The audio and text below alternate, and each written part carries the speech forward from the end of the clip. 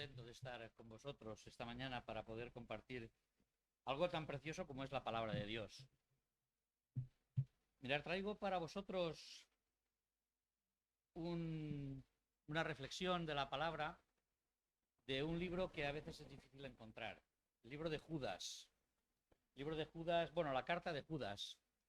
Es una carta que en la mayoría de Biblias solo tiene una página, ¿vale? Apocalipsis, que lo localizamos todos al final, pues una página antes de Apocalipsis encontramos la carta de Judas. La verdad es que es una carta espectacular, yo diría que es una carta espectacular, una carta llena de enseñanzas profundas, pero yo esta mañana quiero centrarme solamente en los dos últimos versículos. Pero para llegar a esos dos últimos versículos, necesitamos situarnos un poquito en la carta.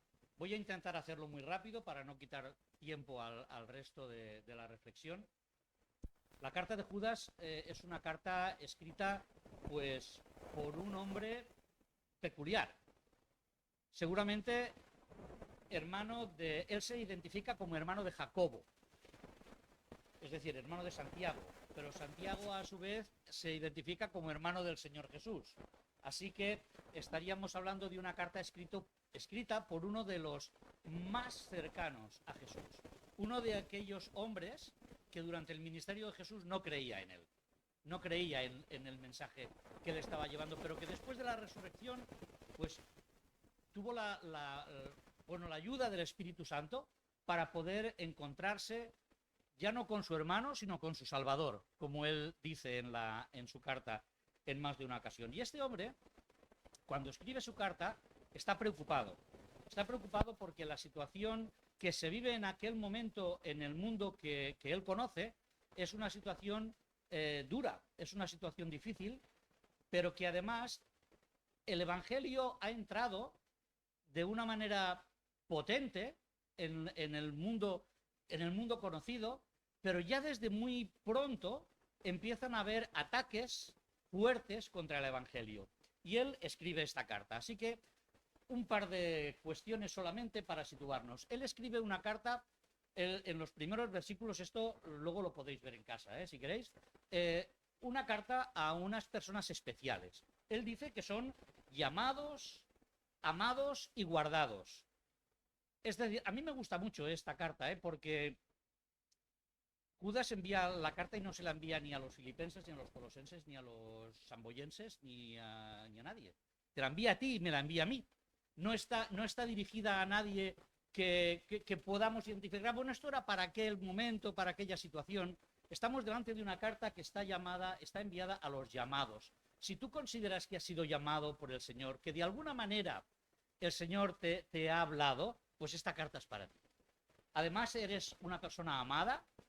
Mira, te hayas entregado al Señor o no te hayas entregado al Señor, te puedo decir que eres una persona amada por Dios. Por lo tanto, esta carta es para ti. Y además eres una persona guardada, alguien que el Señor guarda de una manera especial, como veremos también un poquito más adelante. Les dice a los hermanos a los que él envía esta carta que su objetivo es que luchen por la fe. Esa palabra que pone ahí, contender, que a lo mejor puede parecer un poquito rara, no es una palabra que utilicemos habitualmente, que se esfuercen, que trabajen por la fe, que expandan la fe, que expliquen su fe delante de los demás. Y veréis por qué. Porque en el grueso de la carta resulta que él lo que quiere hacer es desenmascarar a falsos maestros que ya en el primer siglo de la Iglesia se introducían. Querían introducir doctrinas extrañas. Y él, en su carta, en esos versículos que os he puesto ahí, del 4 al 16, lo que hace es identificarlos. Dice, estad atentos, porque los falsos maestros son personas que manipulan la gracia de Dios, que la deforman, que dicen que todo vale, porque al final la gracia de Dios es tan buena que todo sirve, que no pasa nada, que hay que vivir tranquilos. Yo creo que esto en nuestra sociedad de hoy es algo que está vivo también. Cualquier cosa vale, al final el Señor nos ama a todos, al final el Dios bueno nos va a llevar a todos al cielo. Pues él dice, cuidado, cuidado porque los falsos maestros que enseñan esto son personas que manipulan y deforman la gracia de Dios. Pero además dice, no se someten a ninguna autoridad. en los versículos 5 al 11, lo podréis ver si lo queréis en vuestras casas. Él dice, les da igual quién mande, no respetan ni a las autoridades civiles, ni respetan a las autoridades de la iglesia, no respetan ninguna autoridad. Ellos van, como hoy diríamos, van a su bola, van a hacer lo que ellos crean. Y por último, son personas que viven exclusivamente para su propio beneficio. Pablo escribió en una de sus cartas diciendo que eran personas que solo se preocupan de llenar su estómago, se preocupan solamente de ellos mismos. Así que Judas está diciendo, cuidado, cuidado porque aunque estemos en nuestra iglesia, aunque estemos todos juntos, los cristianos, cuidado que hay falsos maestros que intentan introducir falsas doctrinas para su propio beneficio dentro de la iglesia. Y dice, bueno, ¿qué podemos hacer para solucionar esto? Para estar atentos, para darnos cuenta de que esto no es así. Y él sigue escribiendo en los versículos 17 al 23 y dice, mirar, para contrarrestar, para luchar por la fe y estar delante de todas estas personas que manipulan la gracia de Dios, lo que tenéis que hacer es acordaros de la doctrina que recibisteis de los apóstoles. Acordaros de la palabra que os ha sido predicada. Acordaos de lo que el Señor Jesús nos ha explicado y los apóstoles os han transmitido. Estad atentos para recordar. Además, edificaos y conservaos en oración y en amor. Sed capaces de estar continuamente en oración delante de Dios para que Él nos muestre cuál es su guía, cuál es su camino que quiere que andemos, y conservaos en esa fe, conservaos en ese cuidado. Y por último dice, tened misericordia. Y no se está refiriendo solo a tener misericordia de las personas necesitadas, porque cuando lo leáis os daréis cuenta que tened misericordia de aquellos que se han apartado. Tened misericordia de los que se han apartado para orar por ellos, para trabajar con ellos, para intentar traerlos de nuevo a la fe en el Señor. Pero si eso no puede ser, entonces estad tranquilos y vivid en la doctrina de los apóstoles. Bueno, ya habéis visto muy rápido, pero esta es la situación que nos lleva hasta el versículo 24 y 25. El versículo 24 y 25 se conoce como una doxología. Esto sí que es una palabra rara. Nadie va diciendo doxología por la calle, ¿vale?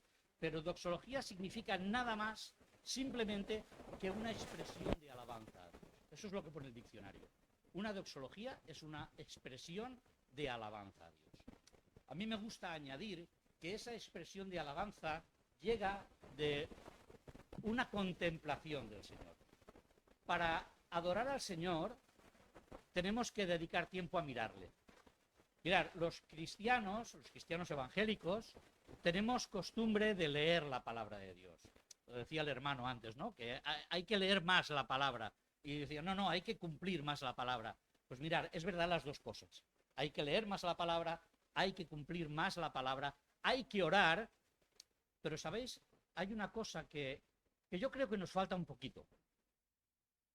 Y es contemplar a Dios. Es pararnos. A veces no leer, a veces no orar. No digo que no haya que hacerlo, ¿eh? A ver si me entendéis en qué contexto lo estoy diciendo, ¿eh? Hay que mirar al Señor. Hay que contemplarle. Hay que ver cómo es, qué hace. Y eso precisamente es lo que Judas dice en su carta, eso es lo que le lleva al final de la carta, esta carta cortita, en la que dice, mirad, hay personas que os van a intentar engañar, hay personas que viven solo para ellos, pero vosotros debéis conservaros en la doctrina. Para conservarse en la doctrina hay que leer, evidentemente. Para estar bien conservados hay que orar delante del Señor, pero os propongo que miréis a Dios, que le miréis. Y por eso escribe estas palabras espectaculares.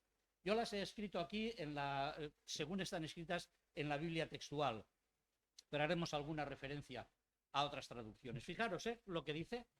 Y aquel que es poderoso para guardaros sin caída y presentaros sin mancha delante de su gloria con alegría, al único Dios, nuestro Salvador, sea la gloria, la majestad, el dominio y el poder por medio de Jesucristo nuestro Señor, desde antes de todos los siglos y ahora y por todos los siglos. Y acaba diciendo amén. He pasado tiempo leyendo estas palabras y leyendo estos versículos, porque esta mañana estaba dando el último repaso a esta reflexión que quería hacer con vosotros. Y decía, madre mía, si es que a lo mejor me tenía que haber cogido solo la primera frase y ya habría tenido suficiente para poder expresar lo que hay en el corazón. Pero me vais a permitir que intente, por lo menos aunque sea de una manera rápida, pasar por todo esto, por todos estos dos versículos que el apóstol, bueno, que Judas escribe. Mirad, decía que cuando llega al final de la carta, de esta carta contundente en la que habla de cosas duras, de cosas difíciles, dice, mirad, si estáis preocupados por vuestro entorno, si estáis preocupados por lo que pasa a vuestro alrededor, si estáis preocupados porque no entendéis a este mundo, porque no entendéis a esta sociedad, porque os parece que todo va de mal en peor y que incluso dentro de las iglesias se producen situaciones que muchas veces ni siquiera entendemos, mirad a Dios. Y hay dos expresiones aquí que son con las primeras que quiero empezar, que son las que encontramos, no sé si esto tiene para... No, bueno, es igual. Hay dos cuestiones que Judas dice. Dice que Dios, fijaros, estad atentos, que Dios es único. Dice, ¿veis aquí? Al único Dios. Él dice que Dios es único. Y luego arriba de todo, dice que Dios es poderoso. Y me quiero parar en esas dos expresiones que Judas utiliza de momento. Y fijaros, cuando habla de que Dios es único, nos hace mirar a Dios para darnos cuenta de cuál es el origen de Dios. Nosotros, aunque digamos y afirmemos que Dios es eterno, ¿sabéis? No podemos entenderlo. No creo que haya nadie aquí que pueda entender lo que significa que Dios es eterno. Porque la eternidad no entra en nuestra cabeza. Como veremos al final de todo, la eternidad se escapa de nosotros. Quiere decir, y os pido que hagáis este ejercicio de reflexión, porque eso es lo que nos va a ayudar a mirar a Dios, os pido que hagáis este ejercicio de pensamiento. Cuando no había nada, que tampoco podemos imaginarnos nada, porque siempre hay cosas, pero cuando no había nada, Dios ya estaba. Y cuando no había nada, Dios era quien es ahora. Así que ese único Dios es el Dios al que Judas nos dice, mira, la situación en el mundo puede ser complicada, la situación en tu vida puede ser complicada, en tu iglesia puede ser complicada, pero Dios es único, no hay nadie. Él mismo lo dice de sí mismo en Isaías, ¿no? Dice, yo soy Dios y no hay nadie fuera de mí. Pero en Apocalipsis, en varias cartas, en Apocalipsis y en otros lugares, Dios mismo dice de sí mismo, yo soy el primero y el postrero. Es decir, nada había antes que yo y yo estoy hasta el final de los tiempos que no existen, que es la eternidad. Y como decía, no lo entendemos, pero Dios está ahí para siempre. Dios, el Dios eterno, que es único y que además es trino. Fijaros en el versículo 20 de esta carta, yo os leo, dice, pero vosotros, oh amados, está hablando a aquellas personas a las que él les envía la carta, pero vosotros, oh amados, edificaos sobre vuestra santísima fe, orando en el Espíritu Santo. Conservaos en el amor de Dios Padre, aguardando la misericordia de Jesucristo, de Jesús el Mesías, nuestro Señor. Ese Dios único es un Dios que además es trino, para revelarse a nosotros en su multiforma, para que podamos contemplarle y admirarle. Miramos a Dios y nos sorprendemos. Miramos a Dios y nos admiramos porque no lo entendemos. Y no lo entendemos precisamente porque no hay nadie como Él.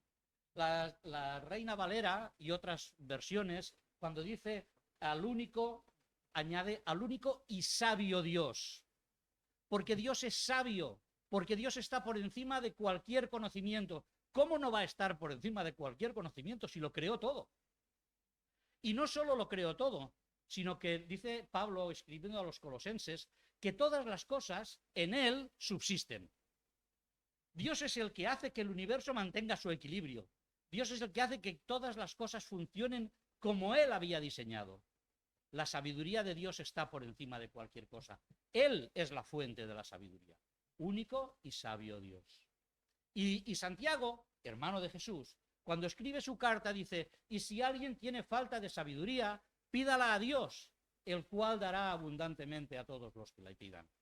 Así que nos encontramos, fijaros, cuando miramos a Dios y pensamos un poquito, Dios es único, es trino y es sabio.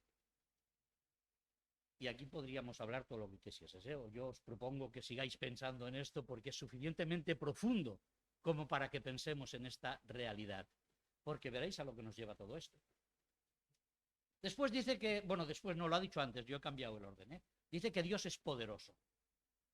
Claro, esto nosotros lo cantamos, lo decimos, lo reflexionamos, ¿verdad? Que Dios es poderoso. ¿Quién no dice dentro de nuestros cantos que Dios es poderoso? Pero fijaros que Judas tiene una visión, quiere dar un matiz a este poder de Dios que a mí me sorprendió. Dice que es poderoso para guardaros sin caída. No es poderoso para hacer cualquier maravilla en el mundo que pueda sorprender a la humanidad.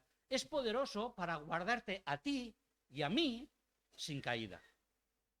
A nosotros que continuamente resbalamos, que continuamente caemos, pues Dios es poderoso para guardarnos sin caída.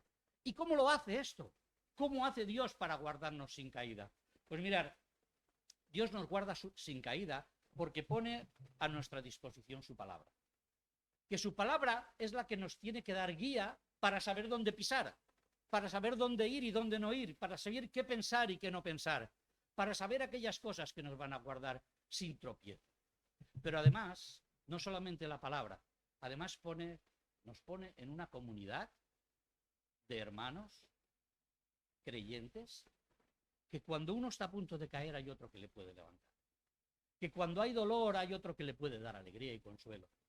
Estamos en esa comunidad, en esa familia de Dios, que permite que el Señor aplique su poder para guardarnos sin caída. Para guardarnos sin caída. Y si alguna vez caemos, su poder alcanza tal misericordia que no solamente nos levanta, sino que nos restaura. Mira a Dios, contempla que Él es único y que Él es poderoso. Pero llegamos a un punto de las reflexiones de Judas, que a mí me vais a permitir que os diga que a mí me emociona, especialmente. Porque si ya es emocionante que Dios nos guarde sin caída, que nos levante cuando caemos y que aplique misericordia sobre nosotros, fijaros que dice, es poderoso para presentaros sin mancha delante de su gloria. Las palabras griegas que aparecen aquí, yo no sé griego, pero me busco la vida para enterarme. Mirad, la palabra que dice presentaros, que nuestras Biblias te dicen como presentaros, parece ser que la palabra original quiere decir manteneros de pie. Así que podríamos decir que Dios es poderoso para mantenernos en pie.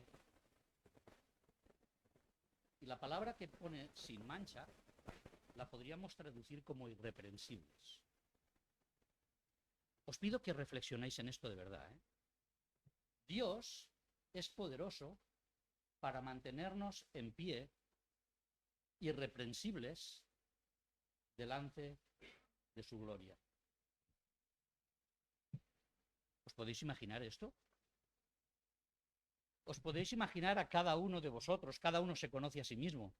Sabe cuáles son sus debilidades, sabe cuáles son sus agujeros negros. Y Judas dice, Dios, ese Dios al que miramos, ese Dios único, es poderoso para mantenerte en pie, delante de Dios, de manera irreprensible. Sin motivo para acusarte. Sí, lo he dicho bien. Sin motivo para acusarte. ¿Y sabéis por qué? Porque el sacrificio de Jesucristo, ¿qué es lo que pone ahí? El sacrificio de Jesucristo nos ha restaurado de una manera espectacular. Mirad, Pablo escribió a los corintios y les dijo: al que no conoció pecado, por nosotros, Dios le hizo pecado para que nosotros fuésemos hechos justicia de Dios en él. ¿Y sabéis lo que significa esto en un lenguaje fácil? Pues quiere decir que Dios cogió tu pecado, mi pecado, lo voy a decir de otra manera, cogió todo tu pecado y todo mi pecado y lo cargó sobre Jesús. Yo sé que esto es un concepto que estamos acostumbrados a escuchar, pero piénsalo bien. Tu pecado cayó sobre Jesús y por lo tanto el castigo que tenía que caer sobre ti y por mí, por lo que habíamos hecho, fue descargado sobre Jesucristo. Y esto que ya lo sabemos, que yo sé que esto lo sabemos, pero me gusta que reflexionemos, yo os invito a hacerlo, tiene una segunda parte, porque no solo cargó nuestro pecado sobre Jesús, sino que dice que lo hizo para que nosotros pudiésemos ser hechos justicia de Dios. Es decir, que de la misma forma que Dios cargó sobre Jesucristo nuestro pecado, nos vistió a nosotros con sus méritos. Y en esa imagen y en esa realidad es que podemos mantenernos de pie sin ningún tipo de reprensión porque estamos vestidos con los méritos de Cristo. Esto es lo que Dios puede hacer. Decidme ahora si no vale la pena mirar a Dios, contemplar a Dios y decir: eres único, porque no hay nadie que haga esto. No hay nadie que pueda hacer esto. Y además, eres poderoso porque esto no hay nadie que pueda hacerlo. Tú eres el Dios que lo puede todo. Pero todavía hay una frase ahí que nos tendría que hacer caer de rodillas en agradecimiento a Dios. Porque fijaros, dice que todo eso que hemos dicho, guardarnos, presentarnos sin mancha, mantenernos de pie, irreprensibles delante de Dios, dice que lo hace con alegría. Y con alegría podemos interpretarlo con que es alegría nuestra, pero tal como está escrito, parece que Judas está diciendo que esta obra de salvación, de restauración, de misericordia, de limpieza que Dios hace en nosotros, lo hace con alegría. Y para entender esto, quizá debemos irnos a lo que escribió Isaías muchísimos años antes. Seguramente muchos de vosotros tendréis en mente el capítulo 53 de Isaías, aquel pasaje extraordinario, ¿no? Cuando habla de los sufrimientos del Mesías, de los sufrimientos de como cordero fue llevado al matadero, como oveja delante de sus trasquiladores enmudeció y no abrió su boca. Pero mirad algo, cuando llegamos al versículo 11 de ese capítulo 53, dice... Estoy yendo rápido para poder condensarlo todo. Quizás tendríamos que leer los textos, pero confío que si estáis interesados los leáis, ¿no? Cuando llegamos al versículo 11 del capítulo 53 de Isaías, hay una frase que enlaza con esto. Porque dice: verá el fruto de su aflicción y quedará satisfecho. ¿Y sabéis lo que significa eso? Que esa alegría con la que Jesucristo y el Dios poderoso nos preservará delante de Dios, es como si en el momento en que lleguemos al cielo, permitidme que haga esta suposición, ¿no? Es como si cuando el momento en que lleguemos al cielo, el Padre y el Hijo tengan una conversación en la que diga: mira, ya ha llegado, pon tu nombre ahí, ya ha llegado. Y tú que te conoces, como decía yo antes, conoces tus debilidades, tus agujeros negros, tus pecados, esos que no hay manera de quitarse de encima. Tú que te conoces, escucharás al Padre y el Hijo hablando entre ellos y diciendo, mira, aquí está. Verá el fruto de su aflicción. Te verá a ti y me verá a mí. Y sabes, dirá, valió la pena. ¿Puedes imaginarte esto? Que el Padre y el Hijo digan, valió la pena Getsemaní, valió la pena la tortura, valió la pena la cruz, porque tú y yo estaremos allí. Aquel que es poderoso, mírale. Mira al que tiene el poder, mira al que es único, mira al que te ha revestido con los méritos de Cristo, para que cuando llegues delante del trono de la gracia, Dios pueda decir, valió la pena. Y cuando Judas llega a este momento de reflexión, a este momento de contemplación de Dios, de contemplación de la gloria de Dios, de la obra de Dios, dice, pues mira, ese Dios al que te propongo que mires, ese Dios es el único que merece la gloria, la majestad, el dominio y el poder. Y mirar, depende de la versión bíblica que tengáis delante, las palabras que hay aquí cambian. Hay unos que, no sé, lo tengo por aquí apuntado en algún sitio, ahora esto no se mueve, pero bueno, es igual. Cambian las palabras. Algunas palabras en lugar de gloria pone esplendor, en lugar de imperio pone, en lugar de majestad pone imperio, en lugar de dominio pone poder, pero al final todo lo que encierra el concepto al final son traducciones de las mismas palabras que Judas utilizó, que escribió en griego. Y yo os propongo que nos paremos un poquito, solo un poquito en cada una de ellas. Porque cuando dice que a él sea la gloria, a ver, aclaremos, no quiere decir que nosotros podamos dar a Dios nada de lo que es suyo.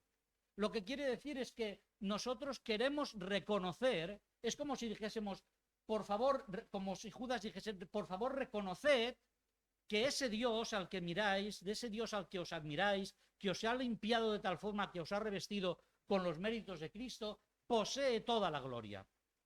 ¿Qué es la gloria? ¿Habéis pensado alguna vez qué es la gloria? ¿Qué es la gloria de un equipo de fútbol? La gloria de un equipo de fútbol son sus triunfos, son sus trofeos, son las copas que tiene allí establecidas. ¿Cuál es la gloria de un artista, de un cantante? Sus discos de platino o de oro o de lo que se lleve ahora, no lo sé. Pues la gloria de Dios es contemplarle en sus atributos únicos, intransferibles, totales, admirables. Y decir, Dios, ese Dios que me ha salvado, que me ha revestido con los méritos de Cristo, que es único, ese Dios es inmutable, no cambia nunca. El mismo que estaba antes que existiese nada, es el mismo que está ahora, al mismo al que yo me puedo dirigir en oración, el mismo que me escucha, que me sostiene y que me guarda sin caída. Y es el mismo que es santo. Santo porque es admirable, porque no hay nada que se pueda comparar a él. Dicen los teólogos que la santidad de Dios significa que Dios es completamente otro. Es decir, no hay nada en lo que nosotros podamos conocer que pueda ser comparado a Dios. Así que ahí tenemos a ese Dios que merece que le reconozcamos su esplendor, que merece que le reconozcamos su gloria. Porque reconocer eso, me he quedado ahí encasquillado, ¿verdad? Claro, os tenía que haberos puesto todo esto. Es que se me va el pensamiento en la reflexión.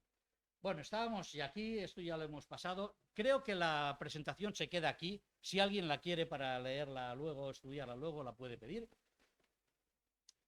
Gloria, majestad, imperio y las otras palabras que pueden aparecer ahí. Bueno, pues reconocer y proclamar sus incomparables atributos. Pensad en los atributos de Dios. ¿Os habéis parado alguna vez a pensar en los atributos de Dios? ¿A enumerarlos uno a uno? Dios es eterno, de eso ya hemos hablado. Dios es santo. Dios es omnisciente. Ya sé que lo sabemos, yo ya sé que esto lo sabemos, pero piensa lo que significa que Dios es omnisciente. Piensa que sabe todo. Esto a veces asusta, pero a veces da alegría. Saber que todo lo que sucede está en el control de Dios. Bueno, y así podríamos ir hablando de todos los atributos de Dios, no nos podemos detener, pero pensad, proclamad, reconoced esos atributos inigualables de Dios. Eso es reconocerle la gloria. La majestad es reconocer y proclamar su grandeza. Esta es una cuestión muy interesante, porque, mira, decir que la majestad es de Él, es decir que Él es rey. Y, claro, nosotros vivimos en una sociedad en la que estos conceptos de la realeza están bastante desvirtuados, ¿eh? No podemos negarlo. Hablamos de reyes y hablamos de clases especiales, de gente que tal, que tienen unos privilegios que a lo mejor, no lo sé, no me quiero meter en la historia, pero cada uno puede pensar lo que quiera. Pero cuando Judas estaba escribiendo esto, estaba hablando de que los que estaban leyendo aquello entendían perfectamente lo que era un rey.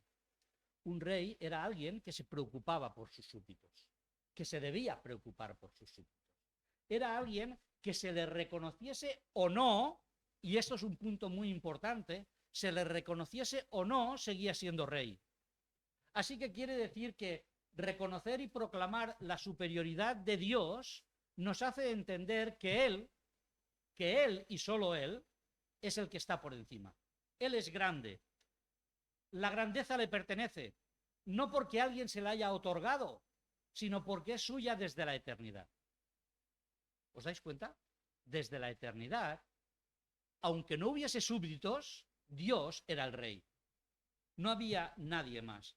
Y reconocer su majestad nos ayuda a nosotros, el pararnos y pensar en esto, el pararnos a pensar en la majestad de Dios, nos ayuda a cada uno de nosotros a acercarnos a Él con la reverencia que corresponde. Dios es un Dios cercano, que se acerca a nosotros, que se ha manifestado, lo hemos dicho antes, ha hecho muchas cosas por nosotros, pero Dios no es un colega. Dios es Dios. Él tiene toda la majestad y Él, lo crean o no lo crean, lo creas o no lo creas, lo crea la sociedad o no lo crea, Él es Dios y es rey. Y eso es lo que está diciendo Judas. Mira a Dios, que es único, que es poderoso, reconoce sus atributos y reconoce que Él merece ser considerado como rey porque lo es. Nos guste, no nos guste, lo creamos o no lo creamos. El imperio es otra de las palabras que aparecen en este texto. En la versión que yo os he leído, dice que de él es el dominio, pero creo que Reina Valera traduce imperio y otras versiones también traducen imperio. Otro concepto que a nosotros se nos escapa, pero que me parece súper interesante poder reflexionar en él. Los que recibieron esta carta, originalmente, sabían lo que era el imperio. Vivían sometidos al imperio romano. Es decir, vivían bajo la autoridad de un emperador, en la mayoría de los casos tirano, en la mayoría de los casos aprovechándose de su situación.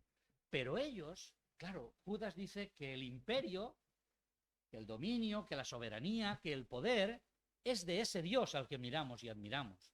Y lo que les estaba diciendo es, mirar, Dios, lo quieras o no lo quieras, lo creas o no lo creas, tiene una posición de autoridad y de poder. Dios, lo creas o no lo creas, es soberano, es decir, tiene toda la capacidad y todo el derecho a ejecutar su plan como Él quiera y cuando Él quiera. Tiene toda la libertad de acción. Imaginaros, ellos estaban viendo al emperador con estas características y al final Judas les está diciendo, estas son las características de Dios. Posición de poder, libertad de acción, capacidad de ejecutar y derecho absoluto sobre su creación. El emperador de Roma tenía derecho absoluto sobre las personas, sobre su vida o sobre su muerte. Pero Dios, como poseedor del imperio, tiene toda la autoridad, tiene todo el derecho absoluto sobre sus criaturas y sobre las circunstancias que nos rodean y que rodean el mundo. Si tuviese que traducir o tuviese que decir esto en una sola frase, diría, Dios no necesita pedir permiso a nadie para nada y nadie le condiciona. Ese es el Dios al que Judas nos propone que miremos. Mira a Dios y adora a Dios. Estamos en la parte en la que Judas dice adora a Dios por todo esto. Y acaba diciendo, además él tiene toda la autoridad que es reconocer lo que estábamos diciendo hace un momentito, ¿no? Que él tiene todo el derecho a actuar como quiera, pero es más, no solamente tiene todo el derecho, tiene toda la autoridad, tiene todo el poder. ¿Recordáis a Jesús delante de Pilato? Ningún poder tendrías sobre mí si no te hubiese venido del cielo. ¿No crees que puedo llamar a mi Padre y que vengan 12 legiones de ángeles? No solamente tiene la autoridad, sino que tiene el poder para movilizar desde el cielo los ejércitos, los grandes ejércitos celestiales, que lleven su obra, que lleven su poder. Así que ese es el Dios al que miramos, ese es el Dios al que admiramos y ese es el Dios al que adoramos. Y acaba diciendo, Judas acaba diciendo algo así como, bueno, no son sus palabras, pero podría estar diciendo algo así que descansad. Así como formáis parte del pueblo de Dios, habéis sido llamados, guardados y amados. ¿Recordáis el principio de su carta? Llamados, amados y guardados. Pues ahora descansad. Descansad porque todo esto que hemos dicho, toda esta contemplación que hacemos de Dios, todo lo que podemos imaginar, toda nuestra alabanza, toda la gloria, majestad, imperio, autoridad y todo lo que queráis añadir ahí, fijaros, lo es desde antes de todos los siglos, ahora y por todos los siglos. Volvemos a retomar nuestra reflexión del principio. Cuando no había nada, Dios ya estaba. Dios no merece que le reconozcamos la gloria, la majestad, el imperio y la autoridad, porque tiene un excelente currículum. Quizá algunos de nosotros, en un momento determinado de nuestra vida, hemos tenido que entregar un currículum para explicar quiénes somos y lo bien que sabemos hacer ciertas cosas. Dios no necesita un currículum brillante para tener todo eso, porque todo eso era de Él antes de que tú y yo existiésemos, antes de que el mundo existiese, antes de que el mundo girase alrededor del Sol, que el átomo más pequeño del universo funcionase, Dios ya tenía todo eso. Todo le pertenece desde la eternidad. Él es para siempre y nunca cambia. El escritor a los Hebreos lo dijo muy fácil y muy claro. Jesucristo es el mismo ayer, hoy y por los siglos. Así que os dejo con una reflexión, con unas reflexiones que valdrán la pena de la recogida de todo lo que hemos estado diciendo esta mañana. Dios es poderoso para guardaros sin caída, a pesar de las circunstancias que os rodeen, a pesar de la situación social, mundial, local, vuestra situación familiar, vuestra situación de salud. Dios es poderoso para guardarnos sin caída. Dios puede presentarnos sin mancha en la presencia de la gloria de Dios y lo hace con alegría. Recordad, ¿verdad? Valió la pena. Verá el fruto de su aflicción y quedará satisfecho. Valió la pena. Él dice, valió la pena mi sacrificio por ti y por mí. Dios es el autor de nuestra salvación por medio de Jesucristo que cargó con nuestro pecado y que nos vistió con sus méritos. Así que tenemos delante del trono de Dios, cuando nos presentemos delante del trono de Dios, estaremos vestidos con los méritos de Cristo. Y Dios merece que se le reconozca y se le proclame en gloria, majestad, dominio, autoridad, desde la eternidad y hasta la eternidad. Y para acabar, os quiero dejar con un pensamiento para vosotros mismos, para mí también, para que cada uno de nosotros reflexionemos. Contemplemos a Dios, disfrutemos de la visión de Dios, mirémoslo y renovemos nuestra adoración. Como decían los salmos, ¿verdad? Varias veces, muchas veces en los salmos dice, entonad a Jehová un cántico nuevo. Y lo que está diciendo el salmista es, renueva tu adoración. Es igual que utilices las mismas palabras, porque no tengas una dicción maravillosa, porque no sepamos hablar, para que no tengamos la poesía de David ni de Jesús Adrián Romero, pero tenemos la capacidad de renovar nuestra adoración, de cuando decimos, Señor, te adoro porque eres santo, sea una reflexión en nuestro corazón de que Dios es santo. Renueva tu obediencia, porque ese Dios al que admiras, ese Dios al que miramos, es un Dios digno de que se le adore, porque tiene toda la majestad, porque tiene todo el imperio y porque todo es de él.